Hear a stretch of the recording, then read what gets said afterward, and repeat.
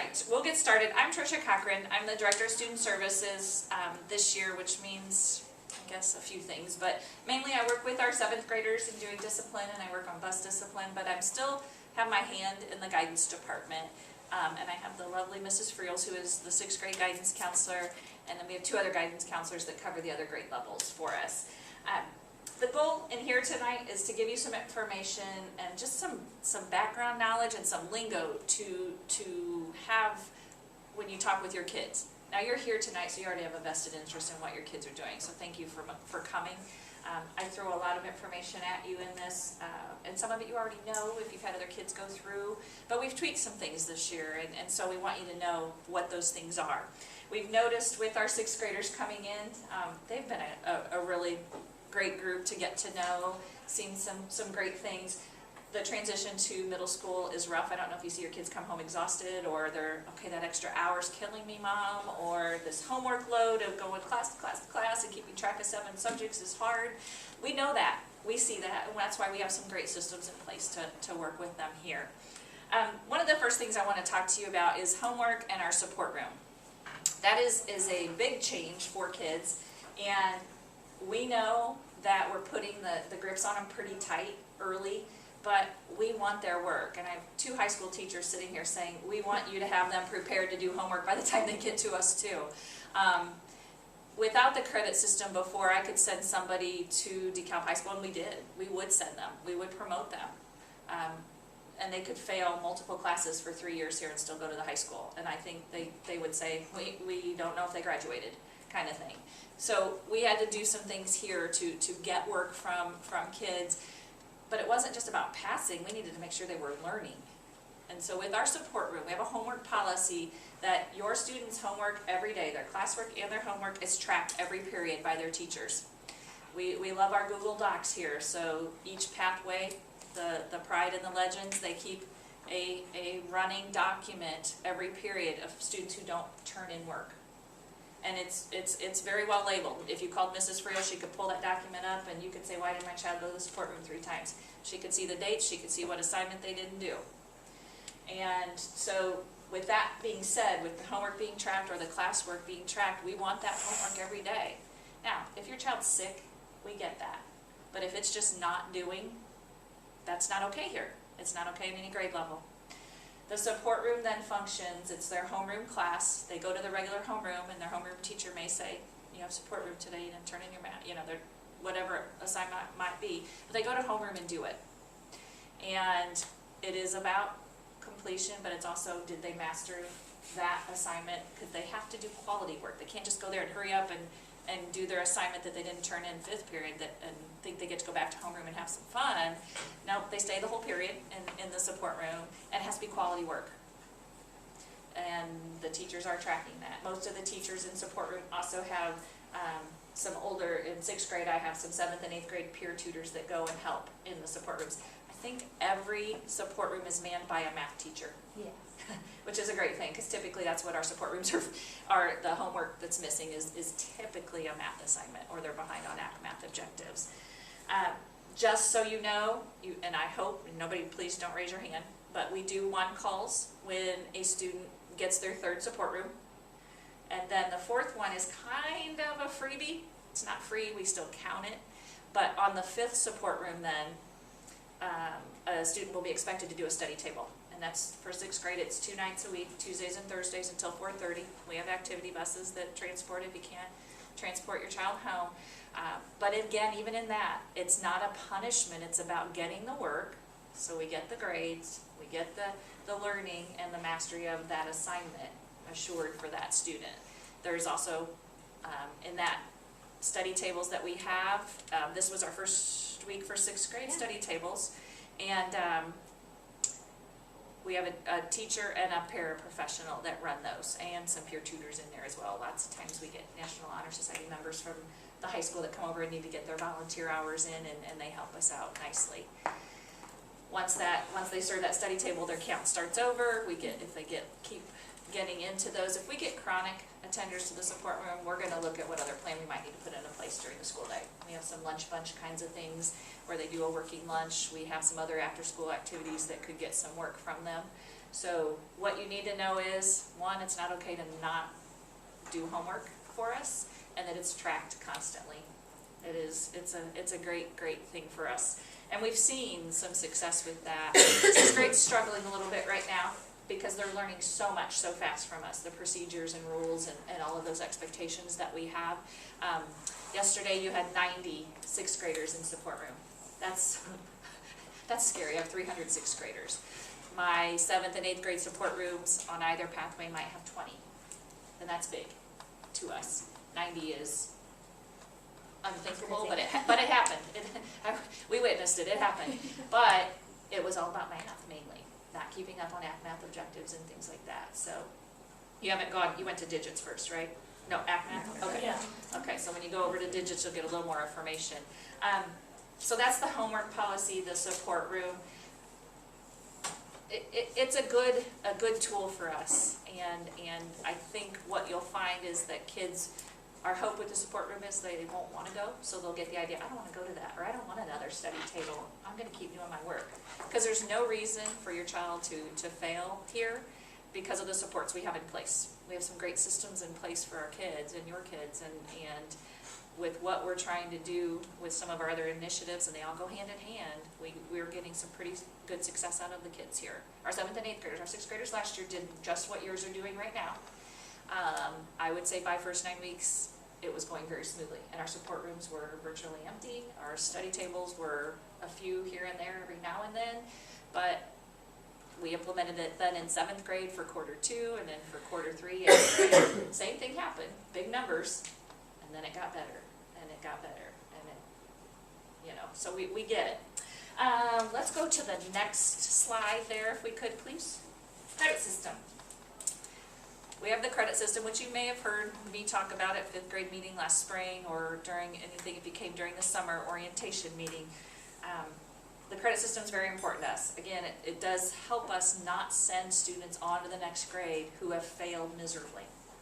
Anybody who fails here, it's usually because they just don't do that daily work. It is a homework issue. And of course, if they're not doing the homework, they're not going to score well on a test or quiz that we give either. But it typically is about the number of missing assignments they have. But with that support room tracking and things like that, we do see that get better. Passing grade, D- or higher, 60% or higher gets a passing grade, earns a point. Your kids can earn 7 points or 7 credits. You'll hear that those are interchangeable terms, every 9 weeks. So when we do that, we're counting. Mrs. Friels will be tracking. She will run a points list when our first report cards run in October. And we will be looking at anybody with less than 5 points, which means they failed 3 subjects, because we need to see who they are, see what the failing grades are in, and that kind of thing. The credit system, you could earn 28 credits in a school year, which is 7 credits each 9 weeks. The minimum for a student to move on to the next grade is 24 credits earned. So that does leave a little wiggle room, not a lot. We also upped this year, if you've had other kids go through, you would remember that we might have had some math and language arts criteria last year with passing 1 each semester. This year, they have to pass 3 math and 3 language arts for the school year. So 3 9 weeks of math, 3 9 weeks of language arts have to be passed to move on to the next grade. Again, math and language arts, I'm not saying that the other subjects aren't important, but those are just such a solid foundation for what we want to do the next year. By the time they get over to our high school, they need those. They need those tools. If you can't read well, you're not going to pass language arts here, social studies, and any foreign language. I'm going to refer to you because I even have Spanish 1 here for my 8th graders. I have it for high school credit. Am I going to let somebody who doesn't do well in language arts, the English language, take Spanish? I'm not. So we're looking at we're looking at those things all of the time. And I do want to impress upon you how much we, and Mrs. Pfeiffer and our other administrators, we're always looking ahead. And yes, we're looking at your child right now, but we know what's coming next in the 7th grade, in the 8th grade. We know what's coming next when they get to DeKalb High School with having to pass 2 tests for their high school diploma. They have to pass it. They no longer have I-STEP in high school. They have end-of-course assessments. By the time your kids get there, there'll be summative assessments, different terminology, but they're still going to have to pass something in English and something in math for their high school diploma. So we have to get it right here so they're consistent and on track every year. okay? Your students will bring home a progress report. They will bring home a report card. We do not mail those, and I think in elementary school, somebody confirmed in the last meeting that you guys are used to having that they're brought home with them, not mailed. We do mail at the end of the year, because we want you to see those, but you can check grades at any time on the parent viewer, and hopefully you've accessed that. If you have not, or you don't know how to access the parent viewer through our website, please email me, and I will be happy to get you login information and even talk you through that, or make time to have you come in and we work through that. It is a great tool, because our teachers are required to keep their grades up. They have to keep grades in the grade book for you to see how your child's doing. And we have those requirements on teachers saying most up to date, because you need to know what's going on. Can't wait 3 weeks to know what their math grade is. Can't wait 3 weeks to know what their science grade is. You have to know right now. And we have to know, we're checking. Every few days we're running F lists. Every 2 weeks we're definitely running one to make those calls home so that you know if something's not going well. But that is a great tool. Our homework calendars are a wonderful tool as well. Hopefully you've accessed those. Those are accessed through the website, the DeKalb Central website, and go to the DeKalb Middle School page. You have to know what pathway your child's on, Pride or Legend, so you can click on the right calendar, and you should be able to see a full week's worth of homework there. And usually there's, somebody asked me in the last one, are there always directions for the homework? No, but if they're necessary, they are attached. Another great question from the last session I'll share with you on the homework calendar was that, what if they just told me what they did in class that day on the homework calendar? What if that's all that was described? Typically, if that's what was described, or if it looked syllabus-like, that means there was no homework. They did it in class. They're supposed to only list homework on that. But if there isn't any, then it means that's what they got accomplished in class. And whatever pathway you're on, there's some 2-period block classes. That's 90 minutes where they could get that class's assignments done. And even if they use their time wisely in the 45 minutes, a lot of times work can get done. The only thing you should see every night is math. Every night during the week, you should see math come home. If they're keeping up and doing what we're expecting, yeah, math homework every night. All right, let's talk about our Going Green initiative. This is a great thing. It was exciting to see it take off last year. Kids bought into it very much, staff even more, and it's just a great thing for our kids to be able to chart their success. Your students in elementary school carry data notebooks. We've started that this year, and they pick them up every morning and from their homeroom teacher. They return them then when they're in last period homeroom with them every day. That's where they're charting how their grades are every Thursday. That's our data day. They're also charting, we're in the middle of NWEA testing right now. Some of your kids might be done, just depends what subject they're in when we tested. And then I-STEP information and anything else that teachers need to be tracking data-wise to see your child's success or what their needs might be. It also will help us see those things in that. We have the Going Green, which on there it'll tell you, green is all A's, B's, and C's. We want green. 80% green, Mrs. Pfeiffer, for our work hard, play hards. So grade level wise, we'll talk about that in a minute, but green is all A's, B's, and C's. Yellow, you could have 1 or more D's and be considered yellow. You're red if you have 1 F or more. And the blue is at the bottom, and that didn't come initially. We didn't think about blues. I love it because our leadership team that worked with Mrs. Pfeiffer came up with it last year and said, well, I get all A's. I want recognized different than green. I have straight A's all the time. So that became our blue. And that was a great thing because that was student driven, not us. I love that. And we have a lot of blue. Once we do our first report cards, we will chart the data of that and our colors out in our commons on the long bulletin board by our lecture room. It's a great thing to see, and we're charting and we're looking for that 80% achievement there in our green. And if that happens, then that grade level gets some kind of a work hard, play hard activity. And last year, I think the first one, 6th grade, was Andrew Luck Corn Maze. We've gone tobogganing at Pokagon. Try to do some fun things away from the school if possible. However, we do some work hard, play hards every Friday. We do them for grade level. Your 6th graders did tug of war last week. That's always a big hit. We allowed all 6th graders to participate last week, even those who technically were not green, because we wanted them to experience their first work hard, play hard. We wanted them to know what they have to work for to get to do the next one. We will start pulling those kids out for our next Work Hard, Play Hard in September for 6th grade. If they are not green, they don't go. Well, I said that wrong. They can have a D and go. They cannot be red. And, but they will go to a study hall while the other kids do whatever fun activity we have planned next. They had a blast last week. I hope that was enough for a lot of them to say, okay, I don't want to miss something like this again. We'll do that with my 7th graders tomorrow in tug of war. We're going to let them all go. Hopefully, they're going to want to work for the next activity. But we are constantly, the great thing, at any time Mrs. Pfeiffer could be at lunch duty and say, what color are you? And your student knows, because they're always charting that every week, and it's something they're working for. I had a student in my office today, and last week he was red. Miss Cochran, look, I want you to check my grades right now. Okay. It's like, I think I'm yellow, and he was. He was so excited, and I know that doesn't sound great that he's yellow, but he went from red to yellow in a week. And we're going to get to green before we're at report card time where it counts. Okay, that was a great thing. We already talked about the credit system. What am I forgetting? I don't think you are.